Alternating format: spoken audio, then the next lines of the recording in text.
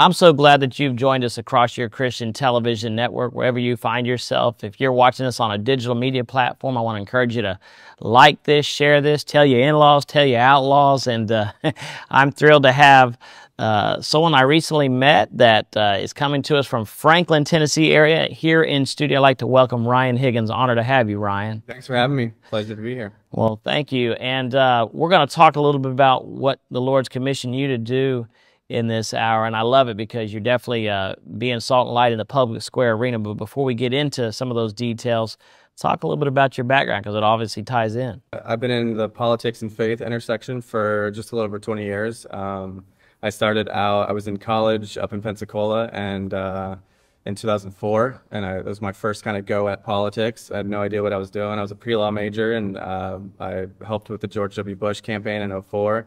On very little volunteer, grunt, doing all the stuff nobody else wants to do on a political campaign, and kind of got the bug for it, and just kind of, as I went through college, just prayed through it and just felt like God was calling me somehow into politics. Never met an elected official, didn't know anything about it, basically knew the high school level of how a bill becomes law, and that was about it. And got through college, got married, moved to Tampa, where we were for 22 years. And just while we were there, the Lord just kept putting on our heart and just putting us some circumstances that me and my wife just couldn't shake, that we felt that there was such a big need to have Christian voices and people of faith in the public square. And even had a lot of several mentors at the beginning, tell me, oh, don't do that. Stay out of politics. It's the devil's playground. It's, it's scummy and it's scandalous, and you're going to get, they thought I was going to get corrupted by it or something. But we still couldn't shake it. So long story short, worked on every presidential since then, in differing capacities, kind of working my way up, and worked through the party. There were a lot of different things, and gubernatorial elections and policymaking, and the Lord just continued to just open doors. The number of times my wife and I found ourselves in rooms and in meetings that we had no business being in, where we just kind of look at each other and be like, why are we here? And it was God. God was saying, you need to be here. Yeah. And had the privilege of doing a ton of different things in that space. And then 2016, Dr. Carson asked me to come on as his National Director of Faith Engagement. Dr. Ben Carson, yeah, great. Dr. Ben Carson, which is, everybody knows, one of the best humans on earth. I don't think earth deserves people like Dr. Carson. But to this day, still one of my favorite people that I've ever become friends with. And then, so I did that in 16. And then, of course, things didn't turn out like we thought. So we suspended our campaign in March of 16. And then God had put on Dr. Carson's heart, kind of a desire to keep things going the best we could. How can we engage the faith community? How can we engage Christians, let them know how important things are? So we started an organization called My Faith Votes in 2016, and ran that through the election cycle, which is still going and strong today. Yeah, Seeley and Jason Yates, good friends of mine. Yeah, I love. I knew Seeley for a long time before that, and he's another great guy, grandpa figure a little bit for me. So we did that and had great success. I think we reached that election cycle maybe 190 million Christians, which is basically all of them in the United States, for doing different events and different things. And then let's see, and that puts us to the 16 election, and then then just Charlie Kirk. Many reviewers probably know. He's been here. Has he? Okay. Oh yeah. Charlie's a close friend, awesome guy, and good, godly, solid man. Turning Point Faith. Yeah, Turning Point Faith. So he was down here, actually. We were in Naples doing something, and he was like, come with me, let's do this. So we spent the next year creating Turning Point Faith, which is an offshoot of Turning Point USA. USA. And so we did that, and it's still up and going good, and they're crushing it, doing big events and getting people going. And then did a few things in between, and my company, we do kind of a little bit of everything, but we do not just the political stuff, but we also do some live events and touring. We've done movies and different things over the years. But in 2020, we did a couple live events related to politics and faith, and we did one in March. It had 16 million viewers. It was a live concert awesome. kind of thing that we did. And then we did an event called Non-Essential right before the election in 2020, which had a little over 13 million viewers. And those were both digitally live events. Sometimes what I do is inside a campaign. Sometimes it's outside a campaign. And then earlier this year, President Trump asked me to come on as his National Executive Director of Faith Engagement, which is just a long, fancy title for either the president's faith guy. We're making great head straights with him, and really just trying to engage. I mean, my ultimate passion, my ultimate goal through all of those things is really just getting Christians to understand how powerful they are. Because if we watch the media, and if we listen to social media, and we watch, especially mainstream media, my goodness, we feel like we're this big. But if Christians would actually get involved locally, statewide, nationally, we would run everything. We would win every single election, from the local mosquito controller to the president of the United States, every single time. Think about that. Think about a world where every congressman is a Christian, born-again believer. Every senator, every White House, every president and vice president, and then you're local. I mean, we have so many local issues. And no matter how much cheating's happened, there'll be such a landslide victory if the church would rise up, because we are the largest voting bloc in America. And if we would be salt and light, like the Lord commands us to be, and to do the Great Commission, not the Great Suggestion, as a pastor friend of mine says always, Pastor Dan Betzer. And so it's awesome, for our viewers to hear a little bit about your background, that you answer that call, and you happen to be a pastor's son. So talk about that navigation. You kind of hit on the fact that some people are kind of like folks that, like a friend of mine, Devon Franklin, going into Hollywood doing Heaven is for Real and Miracles from Heaven, and what are you doing? Hey, working with Will Smith and, all this kind of stuff. But God called him to it. And I think that's a sign of when God calls you, it's bigger than you, because you have to depend on him to do it. And talk about, if you will, the dynamics of where you see the spiritual climate now in America, as you've, over the 20 years of engaging and mobilizing pastors and marketplace leaders, people of faith. What are you seeing now as it relates to the political arena? Are they more engaged, or are they still? Man, it is a little tough to say. We live in, it was interesting when I first got into politics. It was almost scientific. You could predict the precincts, the voting areas, the states that were important, how things were going to swing.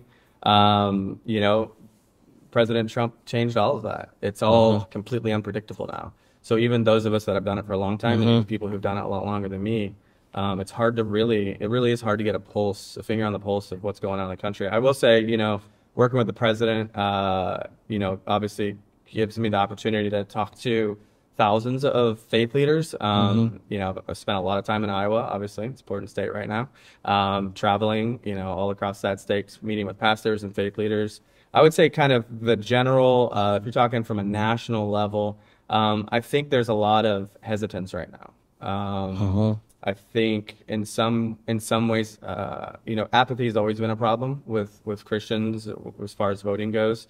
It's kind of, everybody makes excuses as to why they're not involved. But I think right now, there's so much going on, not just in the American electoral system. There's so much global conflict going on. There's so much uneasiness and uncertainty. Everything from, weird stuff happening with agriculture to China's buying up land to foreign wars, and we shouldn't be here, we shouldn't be there.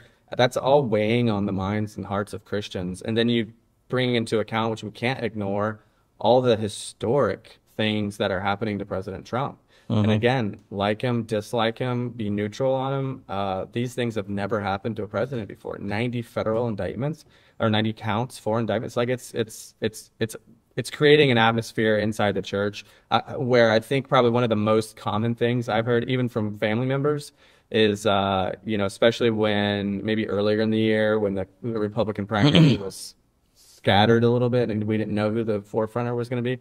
It was kind of like this, I'm tired of it all. That's probably the number one thing I hear. I'm tired of it all. Some people attribute that to President Trump. Some people attribute that just to the dirty nastiness of politics. So I think Christians in particular, we've been beaten down, and that's something I want your viewers to understand. Yeah, talk about it. If you're sitting at home and you're like, I'm done. I want a normal presidency. I want a normal White House. I want a normal Congress. I mean, goodness, we just kicked out the Speaker of the House. That's crazy. It seems chaotic. That's purposed. I don't want to sound like a conspiracy theorist. No, but they need to know the truth. So yeah, that's called programming.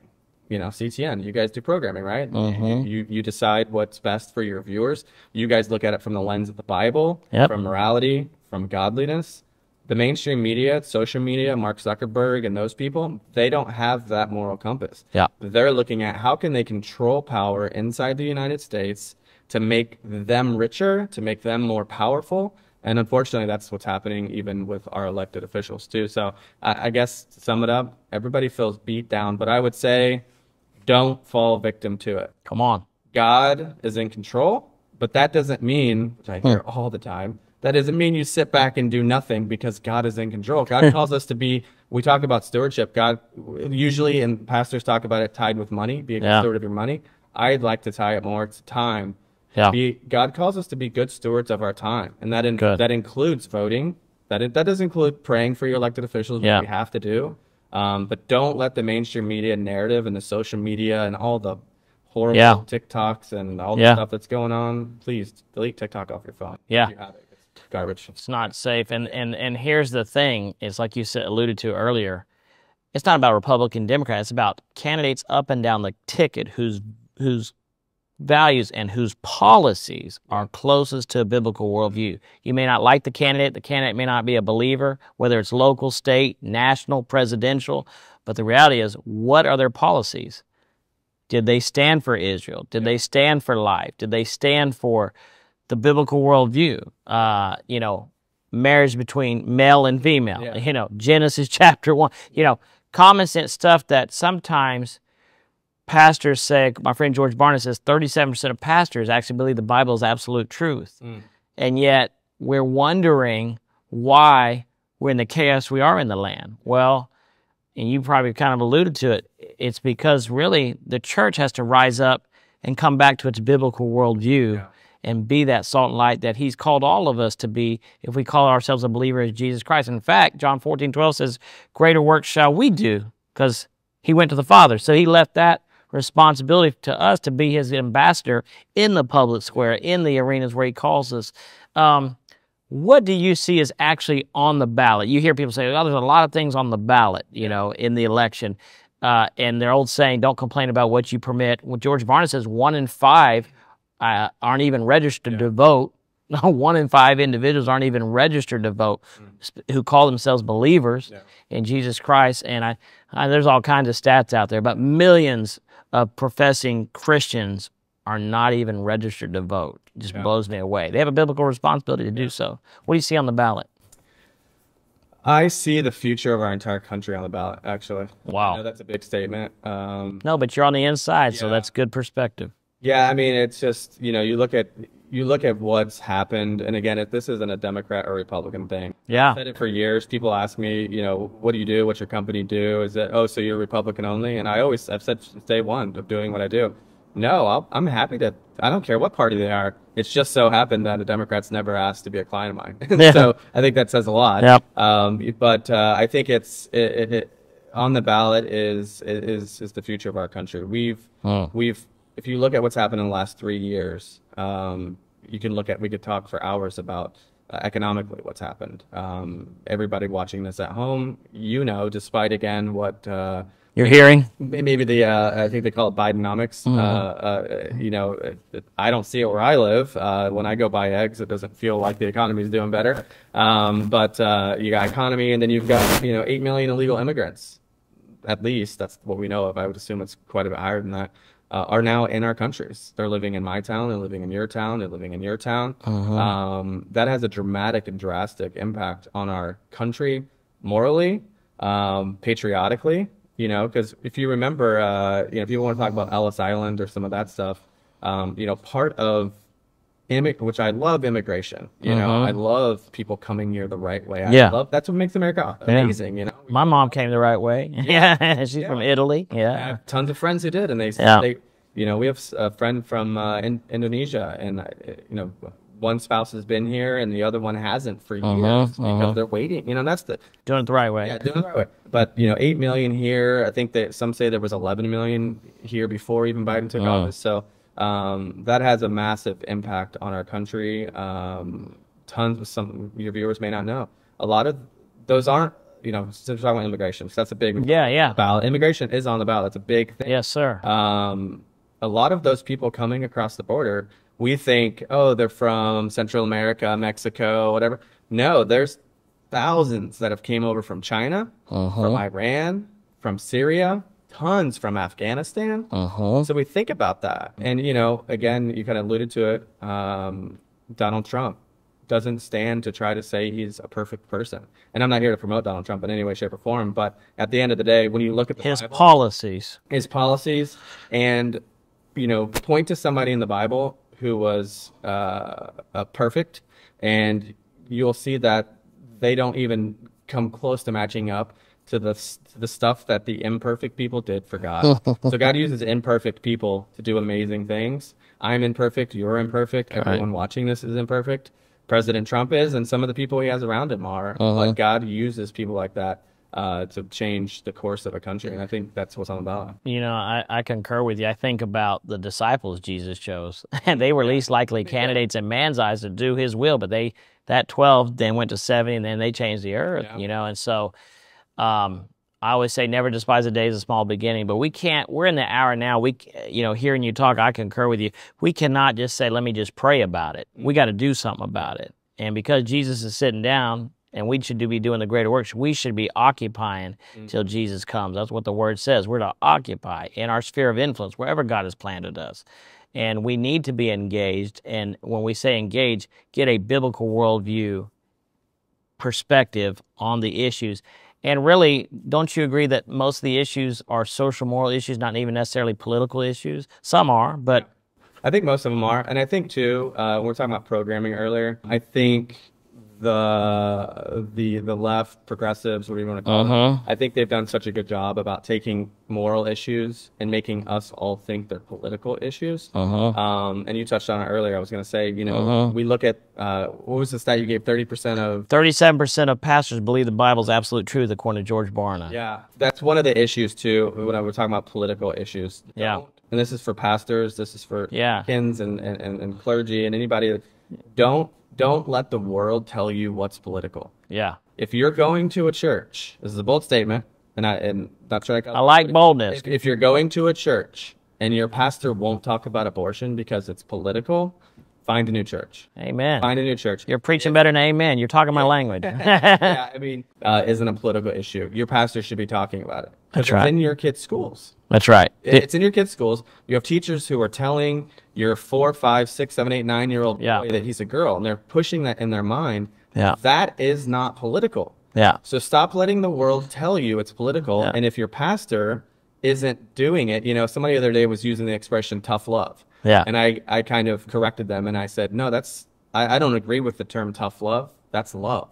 Love is telling people the hard things. That's right. It's true love. So if your pastor or the people that are your spiritual advisors around you aren't telling you the full truth from the pulpit or from wherever they're, then I would go as far as to say that's not true love. Yeah, amen. Being a truly loving shepherd doesn't mean that you protect them sometimes. You'll let a wolf in every once in a while. Shepherd doesn't do that. You keep the wolves out at all costs, even if it costs you your own life. So that's good. We need more pastors who believe that 100% of the Bible is God-breathed, inspired, inherent word of God. Amen. And if they believe that, let's maybe start there. If they believe that, then they'll understand that these aren't political issues. These are biblical issues and moral issues. And we need to speak on it because it is that the knowledge of that truth makes us free. And open rebuke is better than secret love. It doesn't mean you go around rebuking everybody, but you better speak the truth on these issues because they have an accountability to Jesus. Jesus died for our humanity, our fallen humanity. It's like the plumb line is no longer there anymore today in America. So therefore, We just say, well, whatever wind of doctrine is out there. And, you know, like the scripture says, test the spirit. Yeah. There's no perfect church. Like you said, we're all in it. But the reality is we've got to address this stuff. Otherwise, it doesn't matter who's in office. If the church doesn't rise up and be what they're supposed to be, you can forget about this country. You know, I mean, that's where I see it. Now, you alluded to the fact of the indoctrination of our kids in the school systems. That's been happening for many, many years, but it's definitely come to the surface now more than ever. When it comes to Congress and Senate, say we get a conservative president, such as President Trump, back in office, or whoever that's going to be, do you think that the Senate and Congress will have, how do you see that playing out? With regard to the local schools? With getting policies done for local schools and just in general seeing biblical worldview policies coming back and economic policies that don't hurt but help citizens of America. Yeah, I know President Trump has some big plans for the Department of Education. He's said some of them publicly, and some of them have gotten some interesting news. But there's a lot of things, including the Department of Education, needs to get revamped, and probably needs to get no more unions, maybe. Yeah, honestly, you know, if it were me, I'd say melt it down to the ground and build it back. It's a mess. This idea that the federal government, let's call public schools again. I hate. Always think about what you're saying, right? Yeah. So like the left is so good at making these phrases. They name their bills amazing things. Where you're like, I can't vote against that. It's like save all the children in the world bill, you know? So they're so good at like messaging. It's not a public school. It's a state school. It's a government-ran state school. That's good. It's very similar to what you see in other countries that might be more communistic leaning or socialist leaning. Yeah. We have that here. It's done okay up until recently. And I think, you know, COVID did a lot of bad things. One of the things it did is it fired up local mom bears. Made them aware of what's being actually taught. No history. So I guess to answer your question, there are some things on the federal level that I think that can be done with DOE, and it needs to be done and needs to be melted down and built back up. A lot of stuff that we're talking about with regard to indoctrination inside this local schools, this is great for your audience.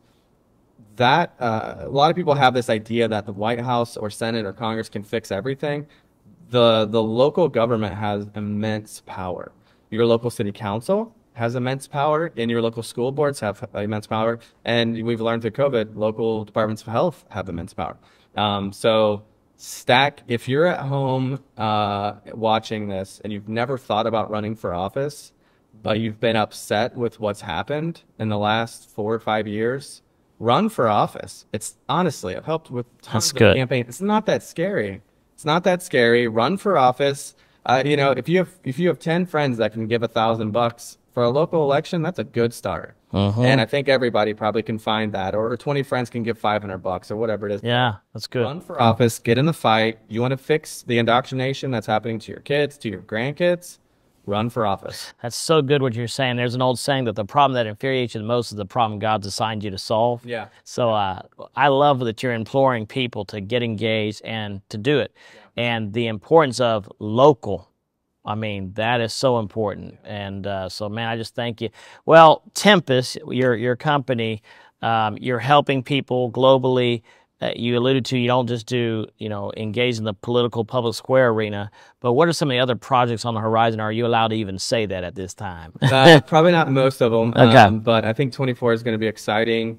You know, I'll continue to help President Trump because I believe in his firm stand on a lot of things that are important to me as a Christian.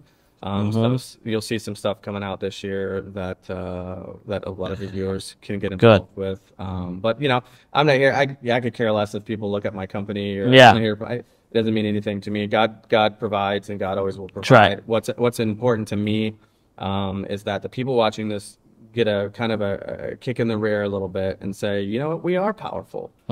We are important. If you even look at 2020, you know, SageCons, as George calls on, which I always mess this up, but that's all right. Spiritually active, governmentally engaged Christian conservatives. Which is like you know, the heart of the heart. Yeah. It's the people who actually go to church and serve Yeah. God and love the Lord, and they vote and they're involved. You know, that made up a third of President Trump's entire voting block Yep. in 2020. I'm not talking about 1920. 29.8%. Yeah. It was 21.5 million. In 2016, it was 17.5 million. 21.5 million that voted Trump in 2020. That's powerful. Yeah.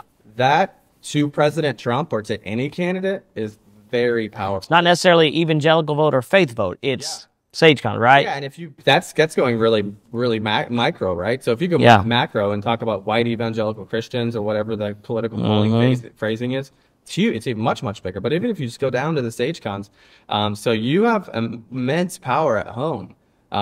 President Trump, I can speak personally for him. He finds the Christian community, the evangelical community, to be of uttermost importance. I saw it for 4 years while he was president.